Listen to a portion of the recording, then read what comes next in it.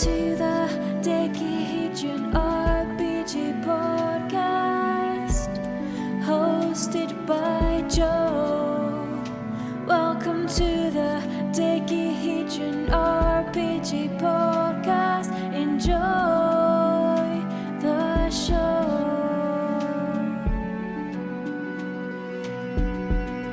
Hi friends, this is Joe. Today I wanted to talk to you about a campaign idea I have, and then after that I'm going to do some feedback for the remainder of the episode and try to close it out at 30 minutes or so.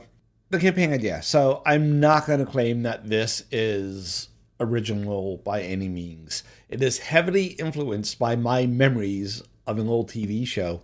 And I say my memories because I haven't seen this show since it originally ran. And it was a one-season show. So, you know, it didn't ever make its way into reruns or anything because there weren't enough episodes. So, and it wasn't, I guess it didn't do very well if it was only one episode. But anyway, the show is called Tales from the Gold Monkey. It involved this pilot played by, well, the pilot's name is Jake Cutter. And it's played by Stephen Collins, who later became Captain Decker on Star Trek The Motion Picture. And then later he was the dad in a show called Seventh Heaven. Then there's some bad stuff, but we're not going to talk about that. And the only reason I mentioned Seventh Heaven is because his co-star in that show, the mom, was Catherine Hicks. And Catherine Hicks was the whale expert in Star Trek The Voyage Home. You know, and the one that she eventually goes back to the future. Wrong movie. She goes back with the Enterprise to the future to take care of the whales. Spoiler alert. Anyway, back to 1982. 1982, Stephen Collins is in the show. It's called Tales from the Gold Monkey, produced by Stephen Belisario, I think. It's about him and his buddy, and they're flying around in a seaplane. I think it's a Grumman Goose, in a fictionalized South Pacific area right before or during the U.S. involvement in World War II. It's around that time frame. Because it's fictionalized, the timelines don't make a lot of sense if you compare it to real world history, because if I remember right, Jake Cutter was supposed to be a former Flying Tigers pilot. And there's a whole lot of Nazis in the show as the main bad guys. And I guess that's because Nazis can always be the bad guys without upsetting anybody. But for where it is, the Empire of the Rising Sun should be the bad guys. But anyway, I always thought that would make a cool, you know, as I'm talking about this, it suddenly dawns on me that, this is kind of a lot like DuckTales. So I guess I'm talking about DuckTales, the role-playing game, but I don't know enough about DuckTales to go with that. So I'm going back with Jake Cutter and Tales from the Gold Monkey. But again, this show was only on from 82 to 83, and then it disappeared. So my memories from this show are over 40 years old, which is to say there's not a lot there. So, but just the setting, I like the setting. So my idea is to set it right before the U.S. involvement in World War II, but set it again in like the South China Sea area, China, Burma, you know, all that. The Empire of the Rising Sun is being very aggressive. It's invading China. And in the midst of all this, you're going to have the players. And the players are going to be civilian. And I don't know if you heard the air quotes there, but even though they're civilian, they're going to be flying sort of unofficial missions to support what we would call allied causes, mainly like supporting the Chinese in their fight against the Empire of the Rising Sun and stuff like that. So civilians, but off the book operatives sometimes.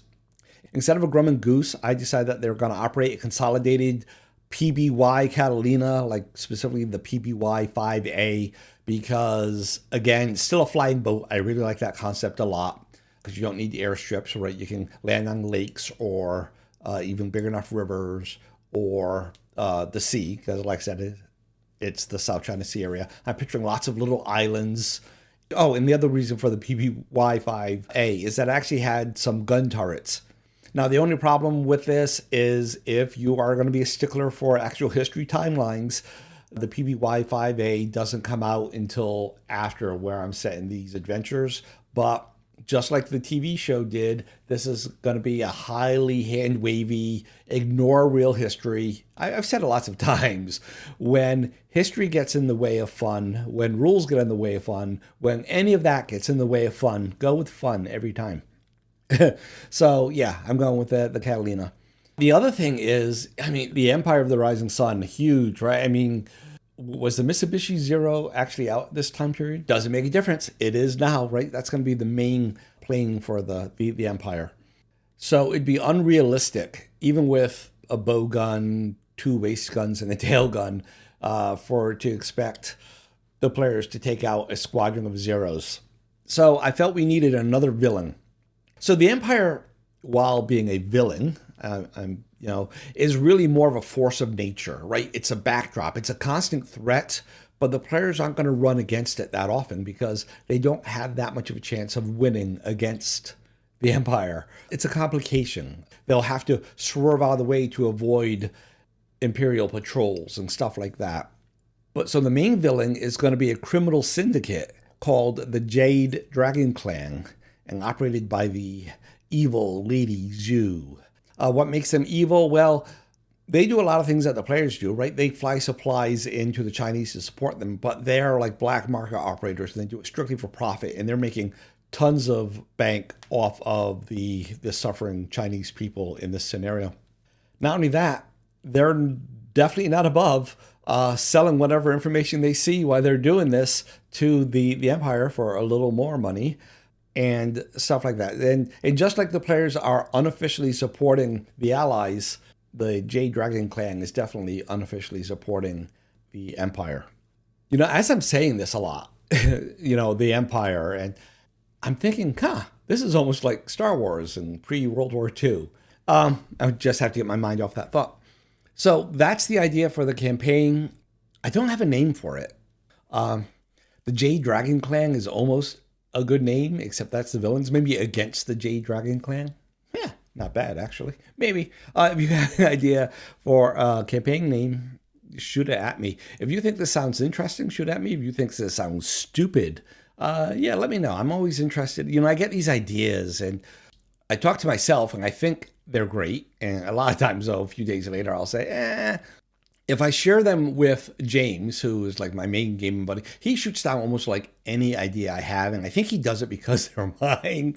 And I don't think it's a conscious thing. I don't think he's being a jerk. I think it's just there's this thing inside of us that we tend to reject those that we know the best a little more. I even conducted an experiment where I took some of my ideas. I said that it was from an old Dragon magazine. And he was like, oh, yeah, that's a great idea. Right. Whereas I think if I said that those ideas was mine, he'd say, oh, here's all the problems with it.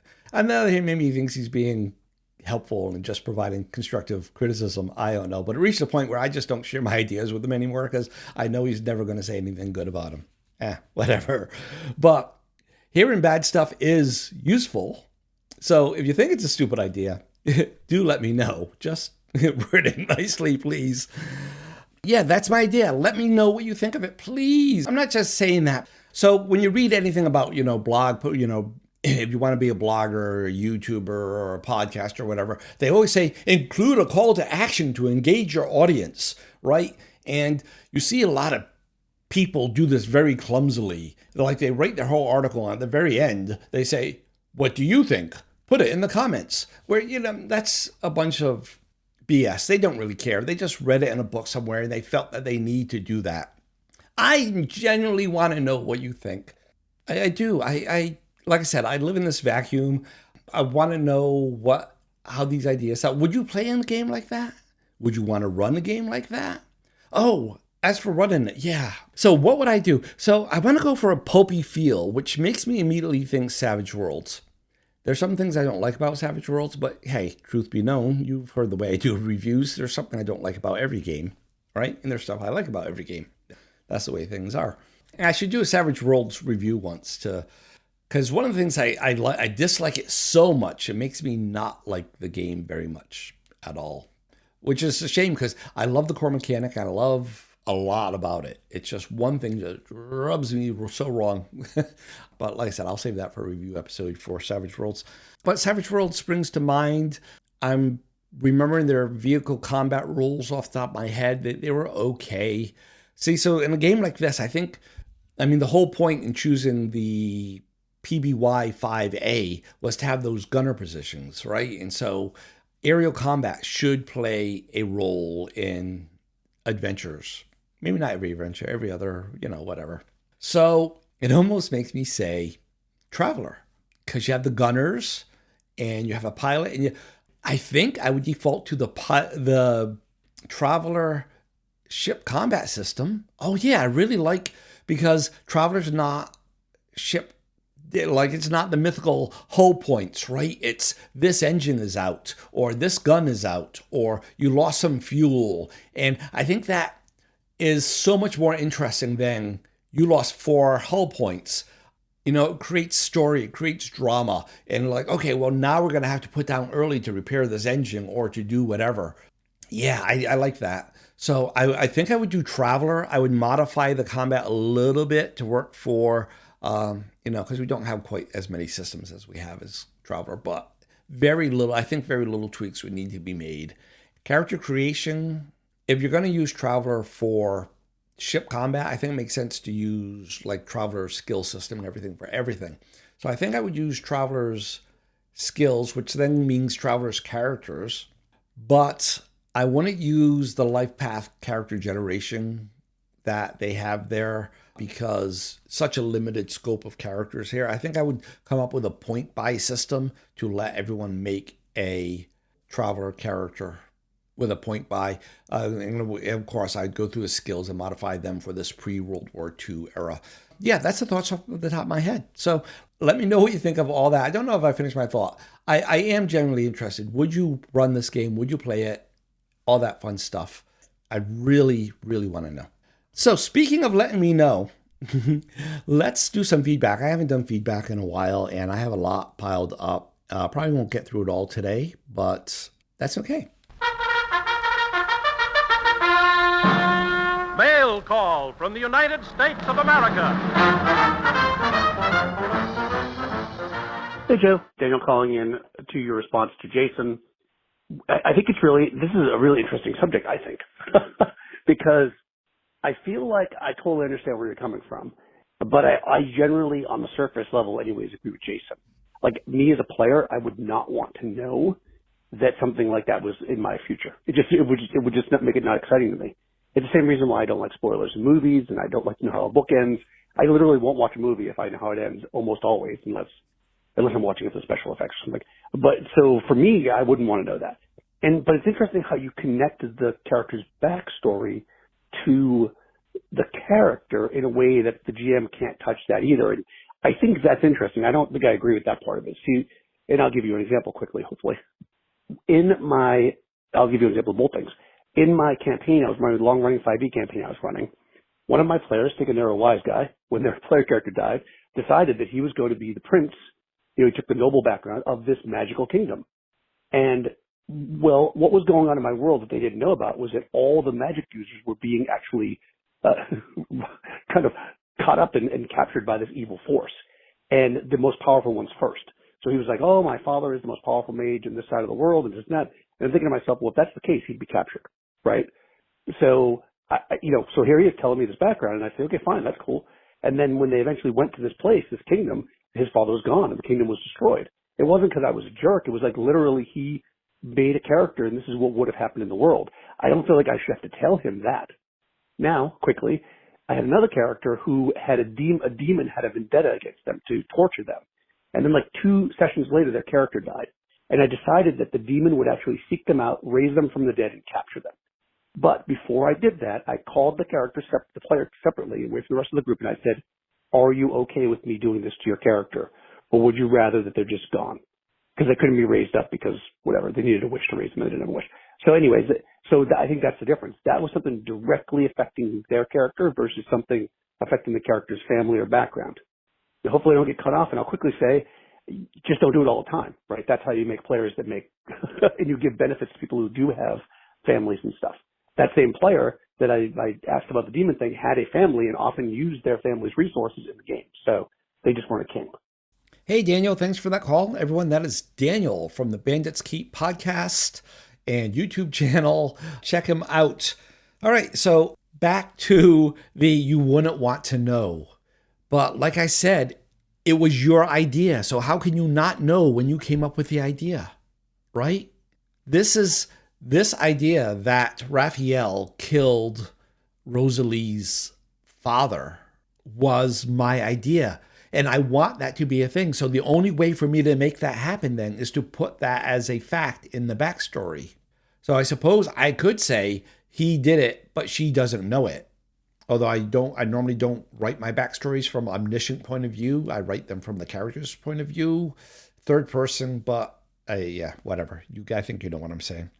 So it happened. I want that to happen. Well, I want that to be part of the backstory. And the only reason I didn't write it in the backstory is, like I just said, I write them from her point of view as if she were writing third person. Go with it. So she doesn't know. I know because I am the one that came up with it. And I put that there because I want the GM to do something with it. As opposed to the can't touch that. I wrote down notes about stuff I was going to say, and then you went there anyway. So I'm going to say it, and just to show that we agree. I think the point is to get player input. And definitely I agree. Yeah, if you do it all the time, that's when you become that GM, that players then make characters that say, I don't have any background. I mean, I don't have any family or anything, because every time I do that, you mess with them. And I'm tired of that. So, and giving them benefits, yep, that's a great thing.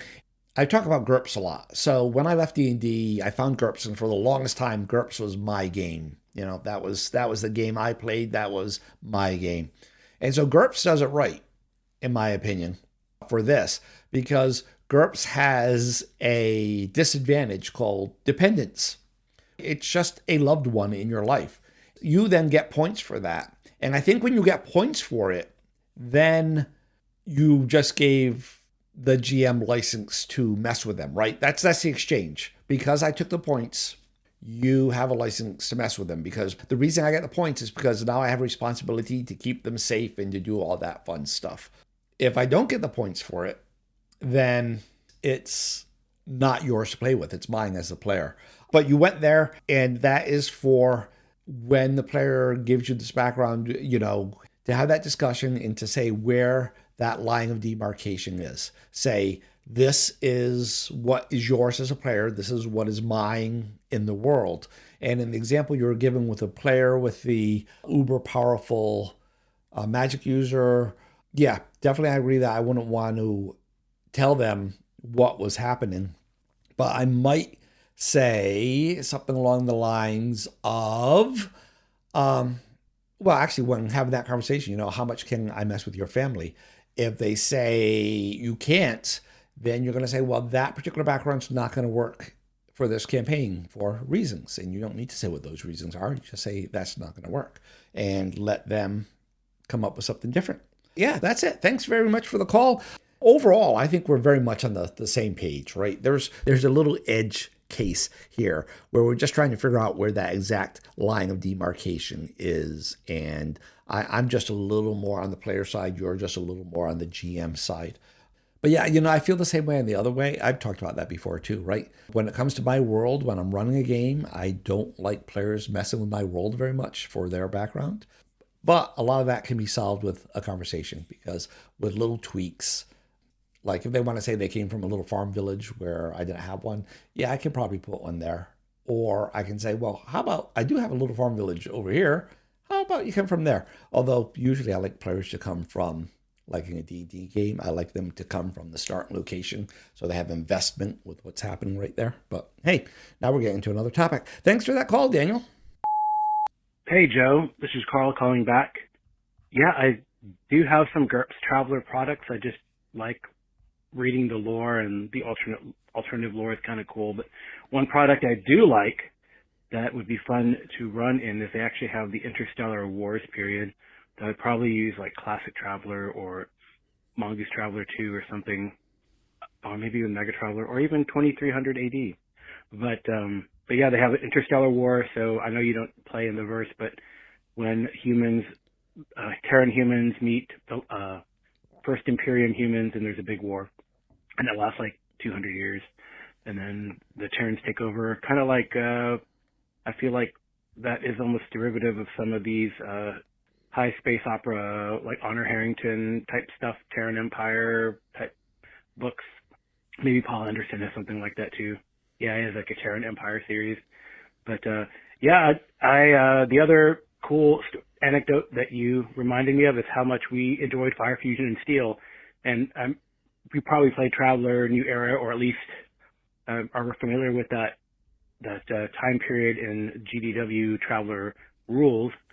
And we went back and kind of, hey, we didn't think that we wanted to fact check and check to see in Twilight 2000 what the damage was for their weapons, and we actually went back and used their formula, and we're like, oh, they kind of lowered the damage of the weapons.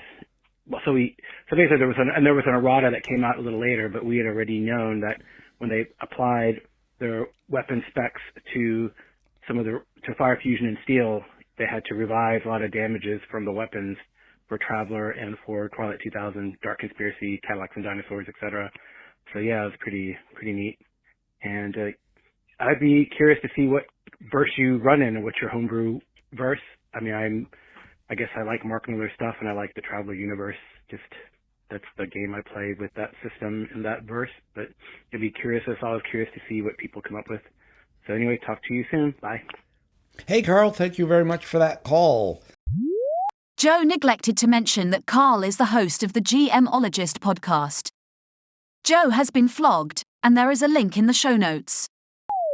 GURPS Traveler, yeah, I talked about that last time we talked about Traveler. I will also say the other thing I don't like about GURPS Traveler, and don't like is a strong word, it's their version of Merchant Prince. I can't remember what they call it.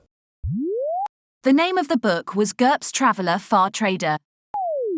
Again, GURPS is focused highly on simulationist, right? Very little narrative, very gamist, highly simulationist.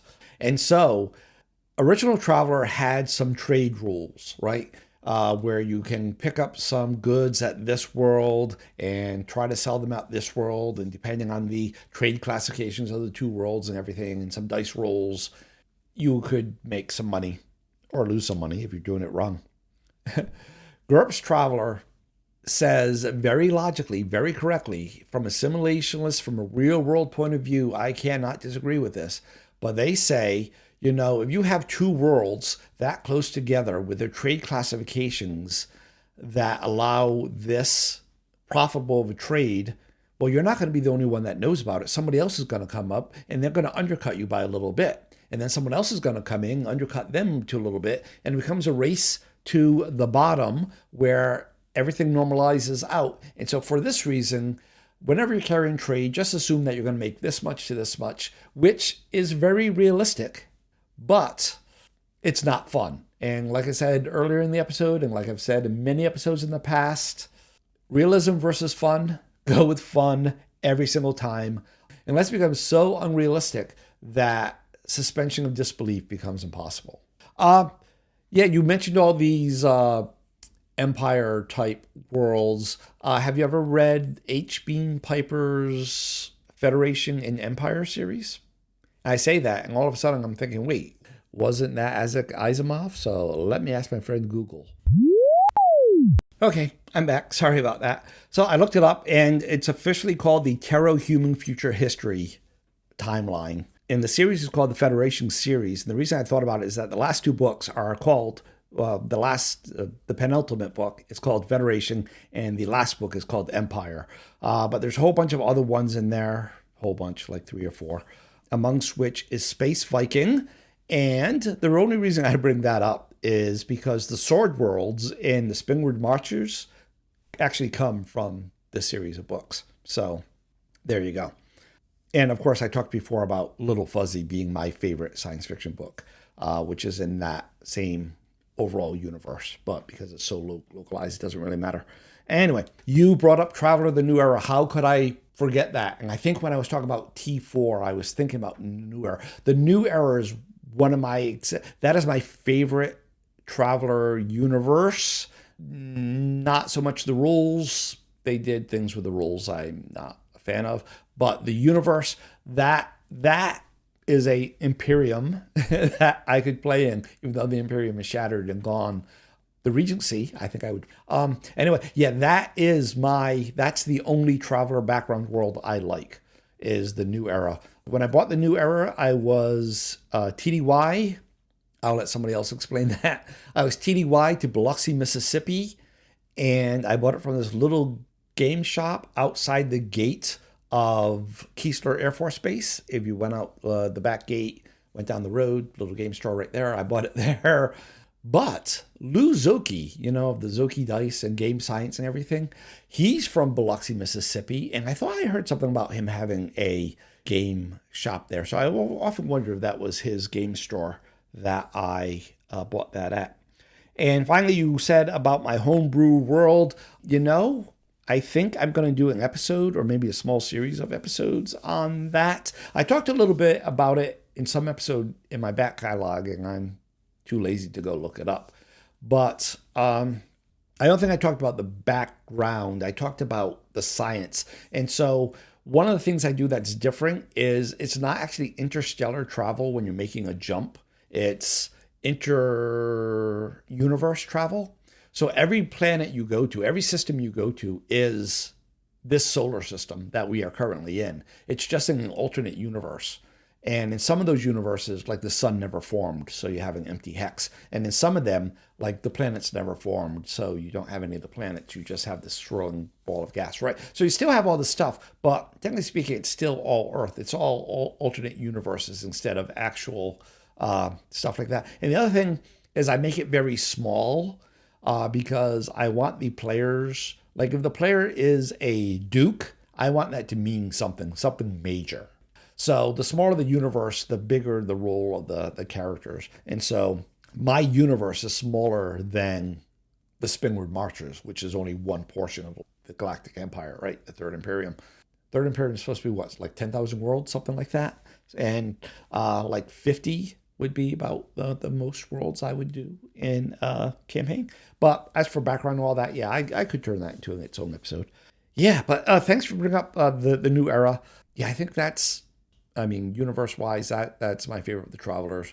I have the original Traveler Classic, if you will. I had that when that first came out and little did I know it, but some of my books were the 77 books and some of my books were the 81 books. So they're kind of masked. Oh, and my High Guard book is actually a Games Workshop High Guard book. It's not Game Designer Workshop because I had a day off when I was in England and I took the train down to Oxford and I found a little game shop and I walked in there and they had a copy of High Guard and I bought it. So it's a British copy. It's not an American copy.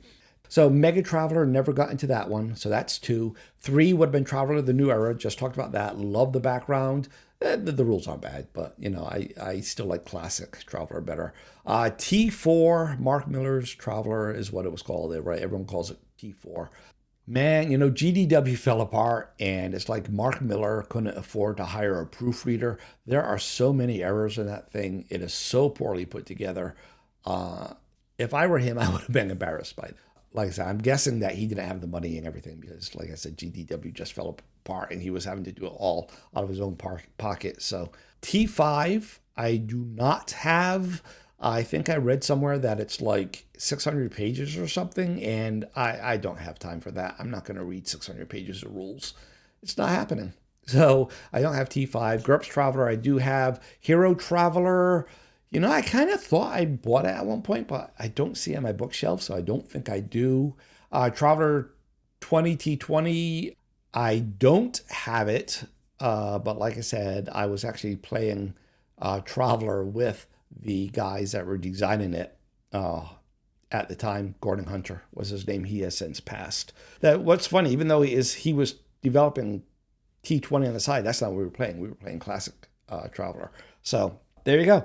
So I think I covered everything. Thank you very much for that. And again, I'm going to say H. Beam Piper, the Tarot Human Future History bit. The first book is called Uller Uprising. And, the other neat thing about H. Bean Piper is that because of the way copyright works, most of his stuff has fallen out of copyright. So you can absolutely, legally, legitimately pick it up for free and read it. Like if you have a Kindle or a Nook or anything like that, you can go to Gutenberg.org and you can download it and put it onto your e-reader and read it that way. Or you can just read it on your computer screen if you like that. And even if you're saying, well, I like to support the author, but no, it's public domain. Trust me, even if you buy a printed copy, the author is not getting a cent of that. Well, plus he's dead, but his estate isn't getting a cent of that. That's just going to the printer's pocket. So get it for free, legally and legitimately. Thank you all for listening. Call in, let me know what you think about my Against the Jade Dragon background. You can call at 562-774-2278. That's 562-RPG-CAST. In addition, there's feedback at decahedron.com. If you want to record something, send it by email. Say hi.chat/decahedron if you want to go that route. All the methods are in the show notes. They're at the webpage, www.decahedron.com. Remember to spell decahedron with a K. Thanks for listening. And until next week, happy gaming. Happy life. Bye. Thanks for listening to the Decahedron RPG podcast. Please come back.